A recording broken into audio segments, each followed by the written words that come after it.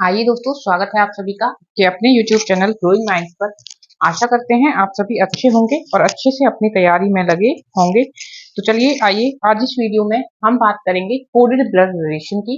इससे पहले हम जो आपका सिंपल ब्लड रिलेशन का क्वेश्चन होता है और जो इनडायरेक्ट ब्लड रिलेशन का क्वेश्चन होता है उसके प्रीवियस ईयर क्वेश्चंस के साथ में प्रैक्टिस कर चुके हैं। हमने पहले कंसेप्ट को जाना और उसके बाद में सीधा अपना जो प्रैक्टिस की वो प्रीवियस ईयर के क्वेश्चन से ही की, ताकि हमारे दो काम एक साथ होते चलें, हम प्रैक्टिस भी कर लें, हम सीख भी लें और साथ ही के साथ में हमको प्रीवियस ईयर के क्वेश्चंस भी देखने को मिल जाए कि किस तरह से एग्जाम्स में क्वेश्चंस पुट किए जाते हैं किसी टॉपिक से। तो आज बात होगी कोडेड ब्लड रिलेशन की। पहला क्वेश्चन आपके सामने है, ये एसएससी सीएचएसएल 2023 के अंदर ही पूछा गया है। देखिए इनडायरेक्ट में क्या होगा, आपको कुछ सिंबल होंगे, उन सिंबल्स के कुछ मतलब होंगे जो कि आपको इंस्ट्रक्शन की तरह गिवन होंगे। जैसे कि इसमें क्या है, बी इंटू में ए, और इस मल्टीप्लाई के साइन का क्या मतलब है, means B is the mother of A. B क्या है, ए की मदर है। B plus A means B is the father of A. B at the A का क्या मतलब है, B is husband of A. Then B minus A का क्या मतलब है, B is the daughter of ए।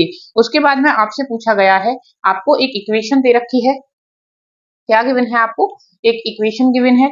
उस इक्वेशन के बेसिस पे आपसे एक रिलेशन पूछा गया है कि सी का के साथ में क्या रिलेशन बनेगा। यही क्या करना है, आपको आंसर करना है। तो देखिए किस तरह से आप इन क्वेश्चंस को सॉल्व करेंगे। सबसे पहले देखिए आपकी इक्वेशन क्या है। इक्वेशन आपकी ये है, ठीक है। करना क्या है इसके अंदर आपने सी का के से रिलेशन बताना है। तो देखिए सबसे पहला पॉइंट तो ये दिमाग में रखेगा कि पहले देखिए कि रिलेशन किसके साथ बिठाना है, सी का के साथ में रिलेशन बिठाना है। यहाँ ये इक्वेशन है, सी और के कहाँ है, सी यहाँ पे है, के यहाँ पे है। तो देखिए अगर आपका काम सिर्फ इतनी इक्वेशन को देखने से हो जाता है तो पहले सिर्फ इतनी ही इक्वेशन को देखिए, क्योंकि बेकार का टाइम हमें वेस्ट नहीं करना है कि हम पूरी इक्वेशन को सॉल्व करें, क्योंकि हमें सी का के साथ रिलेशन पूछा है, हो सकता है वो हमें यहीं से मिल जाए। तो पहली कोशिश करनी है कि कम से कम हमें सॉल्व करना पड़े। एट द का मतलब होता है हस्बैंड है, ये पहला वाला दूसरे का मतलब सी एफ का हस्बैंड है, एफ के की मदर है, सी क्या है, मेल मेंबर है क्योंकि हस्बैंड है किसका, एफ का। ठीक है, यही मतलब हुआ ना इसका एट द का। B is the husband of A, तो यहाँ क्या हो जाएगा, C is the husband of F. Multiply का क्या मतलब है कि F is the mother of A. यहाँ क्या है, एफ के साथ में के गिवन है, तो किसकी मदर है, ये के का जेंडर हमको नहीं पता है। अब पहले तो ये देखना है कि आपको जेंडर की जरूरत है या फिर नहीं है के। बाकी के दो के जेंडर तो हमें मालूम हो गए। रिलेशन पूछा है सी का, तो रिलेशन तो देखिए दिख जाएगा, लेकिन यहाँ बात आएगी अगर आपका पूछा होता कि इंडिकेट व्हाट रिलेशनशिप ऑफ के विद सी। देखिए अगर रिलेशन आपका के का पूछा होता सी के साथ में, तो आप किसकी जगह बैठकर खुद देखते क्वेश्चन को, सी की जगह। ठीक है, यहाँ बैठते तो फिर आपको ये नहीं पता ये तो पता लगता कि या तो सन है या फिर क्या है, डॉटर है। ठीक है, पॉसिबल रिलेशन पता चलता, लेकिन एग्जैक्ट नहीं पता चलता, क्योंकि हमारे पास क्या नहीं है था, जेंडर नहीं था। फिर हमको आगे वाली इक्वेशन भी चेक करनी होती। प्लस के साइन का मतलब होता है बी इज द फादर, मतलब के क्या है, फादर है किसका, डी का। तो ये आपका क्या हो जाता है, इस तरह हो जाता है। अब हमें डी का जेंडर नहीं पता है, ठीक है, तो यहाँ फिर हम बता देते कि ये इसका सन है और ये हमारा क्या हो जाता, आंसर हो जाता। ये मैं आपको समझाने के लिए बता रही हूँ कि क्यों हमें पूरी सॉल्व नहीं करनी इक्वेशन और कब हमें पूरी सॉल्व करने की जरूरत होगी। यहाँ क्या था, यहाँ केस ये था कि सी का रिलेशन पूछा है के से, के यहाँ है, हमें जेंडर नहीं पता। जेंडर पता चलता है ये वाली और इक्वेशन देखने के बाद, लेकिन हम वो टाइम वेस्ट क्यों करें, क्योंकि हमसे सी का रिलेशन पूछा है के से, हमें किसके पास में बैठना है, के की जगह बैठना है, के की जगह खुद को रख के देखना है, लास्ट वाले की जगह। ये मैं आपको बता चुकी हूँ। तो अगर आप यहाँ बैठे हैं, ठीक है, इसकी जगह, तो ये आपका क्या लगेगा, अगर ये आपकी मदर है तो डबल लाइन से इसका रिलेशन ये क्या है, आपका फादर हो जाएगा। तो यही आपका क्या हो जाएगा, आंसर हो जाएगा। यहाँ आपको के क्योंकि देखिए चाहे ये बेटी हो या बेटा हो, फादर का जो रिलेशन है वो तो फादर ही रहेगा ना, उसका इसके मेल या फीमेल होने से कोई फर्क नहीं पड़ता। इसलिए अगर उल्टा पूछा होता तो हमें पूरी इक्वेशन चेक करनी पड़ती जेंडर पता करने के लिए, लेकिन यहाँ हमें जेंडर पता करने की जरूरत ही नहीं पड़ी, तो हमने सिर्फ इतनी इक्वेशन देखकर ही अपना काम चला लिया। तो ये था आपका पहला क्वेश्चन। नेक्स्ट क्वेश्चन देखते हैं। नेक्स्ट क्वेश्चन आपका एसएससी जीडी कांस्टेबल 2022 और 2023 में पूछा गया है। क्या कहता है, A plus B means A is the wife of B, A minus B means A is the husband of B, A into B means A is the brother of B, और A divide में B का मतलब होगा कि A is the mother of B, उसके बाद में आपको क्या दे रखी है, एक स्टेटमेंट दे रखी है, एक इक्वेशन दे रखी है।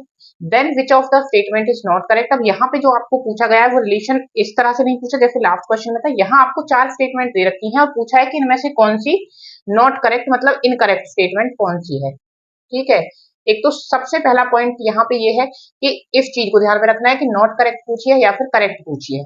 ठीक, यहाँ भी क्योंकि कभी कभी कंफ्यूजन हो जाती है, अगर आप यहाँ करेक्ट ढूंढने लग जाए, आपको पहले ही मान लीजिए करेक्ट मिल गई, आप ठीक करके आ जाएंगे, बाकी के आप देखेंगे ही नहीं, तो भी क्या हो जाएगा, आपका क्वेश्चन गलत हो जाएगा। तो नॉट करेक्ट है या इनकरेक्ट है या करेक्ट है, वो चीज थोड़ा सा ध्यान से देखनी है।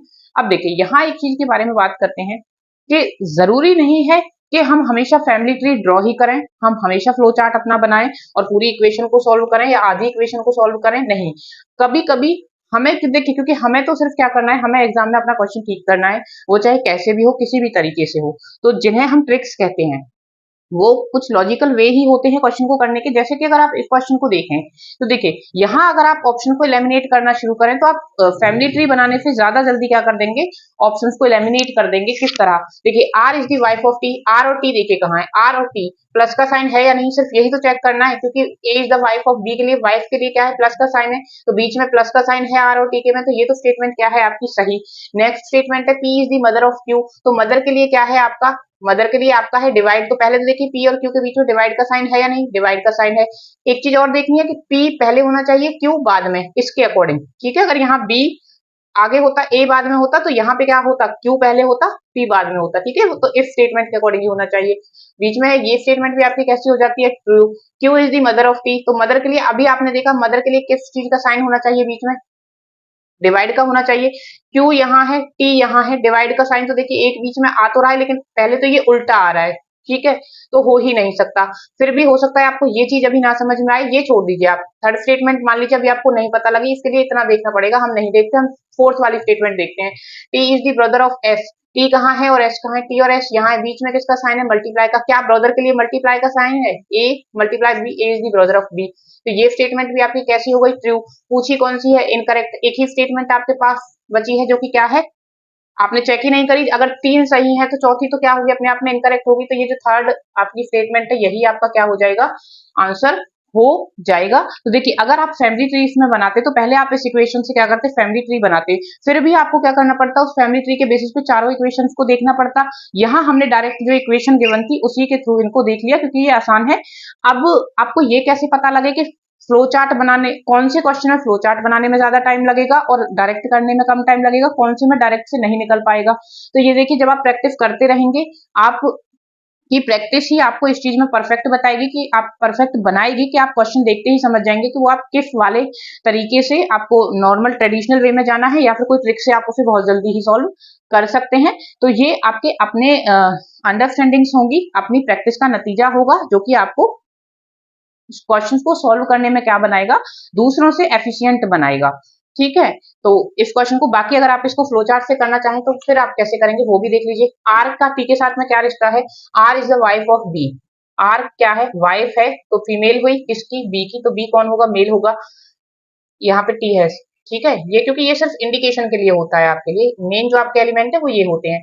टी और एस के बीच में किसका साइन है, मल्टीप्लाई का। मल्टीप्लाई का साइन क्या बताता है कि ये इसका ब्रदर है, ब्रदर है तो सिंगल लाइन से शो करेंगे एस। देखिए अभी हमको एस का जो जेंडर है वो नहीं पता चला क्योंकि टी ब्रदर है एस का, तो एस इसकी सिस्टर भी हो सकती है और एस इसका ब्रदर भी हो सकता है।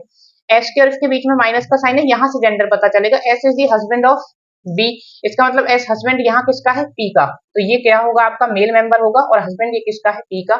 पी और इसके बीच में क्यू का, क्यू के बीच में डिवाइड है मतलब मदर है किसकी, क्यू की। क्यू और इसके बीच में प्लस का साइन है मतलब वाइफ है क्यू किसकी, एन की। तो ये आपका क्या बनता, फैमिली ट्री बनता। फिर आप देखते कि R is the wife of T, R is the wife of T, हाँ जी सही है। P is the mother of Q, P is the mother of Q, ये भी सही है। Q is the mother of T, अब देखिए यहाँ कहीं नजर आ रहा है कि क्यू टी की मदर है, क्यू तो क्यू टी की मदर तो नहीं है, ये तो इसकी कौन है, भाई की बेटी है। ठीक है, तो ये स्टेटमेंट यहीं पे क्या हो जाती, गलत हो जाती। अगर ये आगे दी हुई होती T is the brother of S, T is the brother of, सही है, तो हम फोर्थ स्टेटमेंट को देखते ही नहीं। तो इस तरह से आपने ये खुद अपने लॉजिक लगाने होंगे, जैसे जैसे आप क्वेश्चंस को देखते चलेंगे, सॉल्व करते चलेंगे, अपने प्रैक्टिस करते चलेंगे, आपको ये लॉजिक्स लगाने खुद से आ जाएंगे। आइए नेक्स्ट क्वेश्चन देखते हैं। देखिए नेक्स्ट क्वेश्चन आपका एसएससी सीजीएल 2023 ईयर 1 में पूछा गया था। क्या कहता है क्वेश्चन, आपको सिंबल गिवन है और उन सिंबल के लिए आपको इंस्ट्रक्शन गिवन है। दैट के हैशटैग का मतलब है A is brother of B, यहाँ ए एट द बी का मतलब है A is daughter of B, N का मतलब है A is husband of B and M% का मतलब है A is wife of B. उसके बाद में आपको एक इक्वेशन गिवन है। क्या गिवन है, आपको एक इक्वेशन गिवन है। उसी इक्वेशन के बेसिस पे आपको रिलेशन बताना है एफ और जे के बीच में। ठीक है, यहाँ तक आई होप आपको क्वेश्चन क्लियर हुआ होगा। तो करना क्या है, एफ और जे के बीच में रिलेशन बताना है। फिर से कहूंगी, पूरी इक्वेशन सॉल्व करने की, पूरी इक्वेशन का फ्लो चार्ट या फैमिली ट्री बनाने की जरूरत नहीं है। सिर्फ देखिए एफ से और जे कहाँ है। अगर हमारा सिर्फ इतने से काम चल जाता है तो हम सिर्फ इतने को ही अपना सॉल्व करेंगे, क्योंकि हमने टाइम को क्या करना है, ज्यादा से ज्यादा एग्जाम में सेव करना है। अब यहाँ अगर आप देखेंगे तो आपके पास दो साइन है, एक एट द का और एक, दो एट द के साइन है और एक एंड का, सिर्फ दो ही साइन है। एट द का साइन डिनोट करता है डॉटर और ये एंड का साइन डिनोट करता है हस्बैंड। ठीक है, ये डॉटर का हो गया। तो क्या रिलेशन बना, देखिए एफ एट द का साइन है मतलब डॉटर है किसकी, जी की। जी के बाद एन का साइन है मतलब हस्बैंड है किसका, उसके बाद एच है। एच के बाद साइन है किसका, आपका एट द का मतलब डॉटर है किसकी, जे की। जे का हमको जेंडर पता नहीं, पता करना भी नहीं है, क्योंकि हमने देखना है एफ का रिलेशन टू जे। तो जे की जगह तो हमको बैठ कर देखना है, खुद को जे की जगह रखकर देखना है कि एफ से आपका क्या रिश्ता बनेगा, एफ का आपसे क्या रिश्ता बनेगा। ठीक है, तो आप कहाँ बैठे हैं, जे की जगह। देखिए एफ क्या लगेगा आपका, एफ आपके डॉटर की क्या है, डॉटर। यही आपको ऑप्शन में गिवन है, डॉटर्स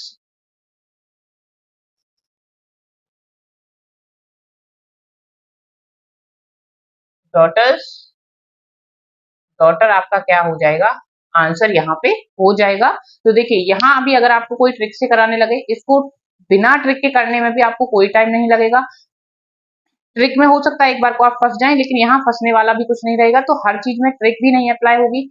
जहां जहां ट्रिक 100% अप्लाई होती है और क्वेश्चन में आपकी स्पीड को तेज करती हैं, वहां मैं वो ट्रिक भी आपके साथ शेयर करती हुई चलूंगी। यहाँ सिर्फ आप एक टिप ले सकते हैं कि आप पूरा ना सॉल्व करके सिर्फ देखिए कि आपको किन दो के बीच में रिलेशन दिखाना है, और फिर उन्हीं दो के बीच में क्या करिए, आप अपना फैमिली ट्री को बनाइए। अगर वहीं से आपका क्वेश्चन सॉल्व हो जाता है तो आपको पूरे इक्वेशन को चेक करने की जरूरत नहीं है। तो आइए चलिए नेक्स्ट क्वेश्चन देखते हैं। नेक्स्ट क्वेश्चन आपका DDA जेई 2023 के अंदर पूछा गया है। आपको कुछ सिंबल दिए हैं, उनके इंडिकेशन दिए हैं। दैट इसका मतलब है आपका कि ए क्या है, आपका ब्रदर है। इसका मतलब हुआ कि ए क्या है, बी की वाइफ है। ए बी का हस्बैंड है। ए बी का फादर है। ए बी की मदर है। Then how is T related to P, T का पी के साथ में क्या रिश्ता है, इन द फॉलोइंग एक्सप्रेशन। एक एक्सप्रेशन आपको दी हुई है, एक इक्वेशन दी हुई है, जिसमें कि आपको टी से पी का रिलेशन बताना है। अब देखिए टी कहाँ है और पी कहाँ है, इसके अंदर देखिए आपको पूरी इक्वेशन को क्या करना पड़ेगा, इंक्लूड करना पड़ेगा सीधा। अब देखिए पी, पी के बाद क्या है, इक्वल टू का साइन है, किसका साइन है, ये सिंबल है कि ये वाइफ है किसकी, जो इसके बाद आ रहा है उसकी। उसके बाद अगर इसकी वाइफ है तो ये देखिए मेल ही होगा। इसके बाद में साइन है, ये इसका मतलब है ये फादर किसका है, आर का। ठीक है, आर के बाद में साइन है आपका M% का, which means R is husband of. S का क्या मतलब है, sorry R is husband of S, मतलब एस कौन होगी, फीमेल मेंबर होगी। देन आपका मदर वाला रिलेशन है किसके साथ, टी के साथ। एस कौन है, मदर है किसकी, टी की। ठीक है, टी का जेंडर हमें यहाँ नहीं पता है। Then how is T related to P. अब हमें बताना है कि जो टी होगा वो किस तरह से पी से रिलेटेड है। हमें किसकी जगह बैठकर खुद को देखना होगा, पी की जगह। हम कहाँ होंगे, पी की जगह। तो देखिए पी का रिलेशन पी के साथ क्या बनेगा, ये कौन है, इनके सन है। ठीक है, तो इसके भी बेटे हुए, पी और क्यू क्या है, कपल हैं, उनके बेटे हैं आर, उनकी वाइफ है एस और उनके बेटे हैं टी। तो ये जो टी है ये कौन है, ये पी के सन का बेटा या बेटी है। ठीक है, ऑप्शन किस प्रकार गिवन है, ऑप्शन गिवन है आपको डॉटर्स हस्बैंड, गलत हो जाएगा। नेक्स्ट दे रखा है ब्रदर्स चाइल्ड, ब्रदर्स का चाइल्ड, नहीं गलत हो जाएगा। ब्रदर गलत हो जाएगा। नेक्स्ट दे रखा है सन्स चाइल्ड, तो ये ऑप्शन आपका क्या हो जाएगा, ट्रू हो जाएगा। तो एक और चीज देखिएगा, जो आपको कोडेड वाले क्वेश्चंस गिवन होते हैं ना, उसका सिर्फ ये है कि थोड़ी सी टाइम टेकिंग प्रोसेस ये होती है सिंबल्स को समझना। सिंबल्स को समझने में भी जब आप क्वेश्चन करने लग जाते हैं तो कोई आपको पूरा ऐसे पढ़ने की जरूरत नहीं है कि ए एंड बी का मतलब हुआ ए इज ब्रदर, सीधा देखिए ए आगे है बी बाद में है, तो बीच में किसका चीज का रिलेशन है, ब्रदर का। तो ये किसका रिलेशन दिखा रहा है, ब्रदर का। इक्वल्स टू किसका रिलेशन दिखा रहा है, आपका वाइफ का। तो इस तरह से जल्दी से एक नजर मार लेनी है। सीधा जो इसकी इक्वेशन होती है ना, वो मोस्टली काफी आपको इजी गिवन होती है, बस ये देखने में थोड़ा ज्यादा बड़ा लगता है और थोड़ा सा टाइम टेकन लगता है, क्योंकि इसमें इस इंस्ट्रक्शन को भी आपको पढ़ना होता है, समझना होता है। लेकिन ये पढ़ने समझने में कभी ज्यादा टाइम नहीं लगता है। जब आप प्रैक्टिस करने लग जाएंगे तो ये आपको सीधा सीधा सीधा अपना सिंबल देखिए और रिश्ता देखिए कि क्या है। एंड का मतलब ये है, बस एक हल्का सा नजर देखिए कि आगे वाले का ही पीछे के साथ रिश्ता है या नहीं है, क्योंकि हो सकता है यहाँ कभी इंस्ट्रक्शन में वो उल्टा करके देखे। देखिए इसका मतलब ये हुआ कि बी क्या है, ब्रदर है ए का।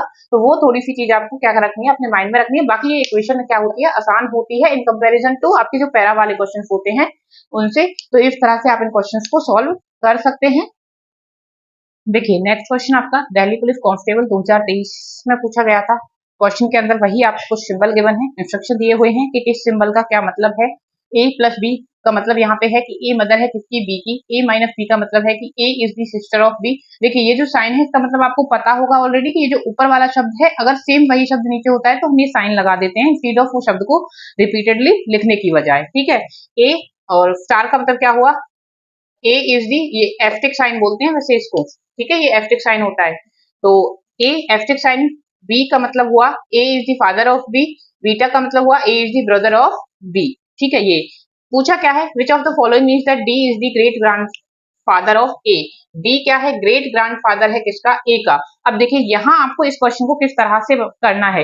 एक तो तरीका ये है आपका ट्रेडिशनली जो आपने अब तक सीखा, अगर आप उस बेसिस पे करने लग जाएं तो पहले आप पहला ऑप्शन उठाएंगे, उसका फैमिली ट्री बनाएंगे और फिर देखेंगे कि आपकी जो ये आपको क्वेश्चन पूछा है वो सही है या नहीं है। आप सेकंड को चेक करेंगे, आप थर्ड को चेक करेंगे, आप फोर्थ को चेक करेंगे। ठीक है, इस प्रोसेस में आपको बहुत टाइम लग जाएगा, लगभग आपके 3-4 मिनट ये अकेला क्वेश्चन खा जाएगा, जो कि एग्जाम में आप तो इतना टाइम वेस्ट कर नहीं सकते हैं। इसीलिए देखिए मैंने जो क्वेश्चंस उठाए हैं, मैंने वो थोड़े अलग अलग टाइप के ही क्वेश्चंस उठाए हैं, ताकि हर किसी में मैं आपको ये आइडिया दे सकूं कि किस किस तरह से आप उन्हें सॉल्व कर सकते हैं और किस तरह के क्वेश्चन में किस तरह के तरीके आपको अपनाने चाहिए क्वेश्चन को जल्दी सॉल्व करने के। जहां ट्रेडिशनल बेस्ट है वहां ट्रेडिशनल से जाइए, जहां ट्रिक की जरूरत है वहां ट्रिक से जाइए, जहां आपकी कुछ शॉर्ट टिप्स आपका हेल्प कर सकती हैं क्वेश्चन को जल्दी सॉल्व करने में, वहां अपनी लॉजिकल रीजनिंग लगाइए। अब देखिए जैसे कि ये क्वेश्चन है, अब इस क्वेश्चन में अगर आप देखें तो आपको क्या चाहिए, अब D is the great grandson of A. आपको क्या चाहिए कि डी क्या होना चाहिए, ग्रेट ग्रैंड फादर होना चाहिए ए का। ए का वो ग्रेट ग्रैंड फादर कब होगा, जब इस तरह का, या फिर यहाँ मेल या फीमेल कोई भी होगा, यहाँ भी मेल या फीमेल कोई भी होगा, और फिर यहाँ ए होगा। 2 जनरेशन का गैप चाहिए, क्योंकि देखिए अगर ये यहाँ है तो यहाँ तो सिर्फ ग्रैंड फादर वाला रिलेशन बनेगा, तो 4th जनरेशन पे जाके क्या होगा, आपका ग्रेट ग्रैंड फादर वाला रिलेशन बनेगा। ठीक है, अब यही मेरा मतलब था जब मैंने पहली वाली वीडियो में आपको कहा कि आपको इन रिलेशन के मतलब पता होने बहुत जरूरी है। तो कितनी आपको जनरेशन गैप चाहिए, आपको फर्स्ट, सेकंड और थर्ड, 3 का गैप चाहिए आपको जनरेशन का। अब देखिए आप सिर्फ साइन देखते चलिएगा, स्टार का मतलब है आपका स्टार का एस्टिक साइन होता है वैसे, बट सॉरी मेरे मुंह से बहुत बार इसको स्टार ही निकलता है, तो उसको ऐसे दिमाग दिल पे मत लीजिएगा। एस्टिक साइन का मतलब है आपका A is the father of, D कौन है, फादर है। ठीक है, उसके बाद बीटा हो गया, बीटा क्या है, बीटा इज ब्रदर। अब देखिए एक जनरेशन, यहाँ आपको टोटल जो सारे एग्जांपल्स हैं उसमें 1 2 3 ही तो सिंबल दिए हैं।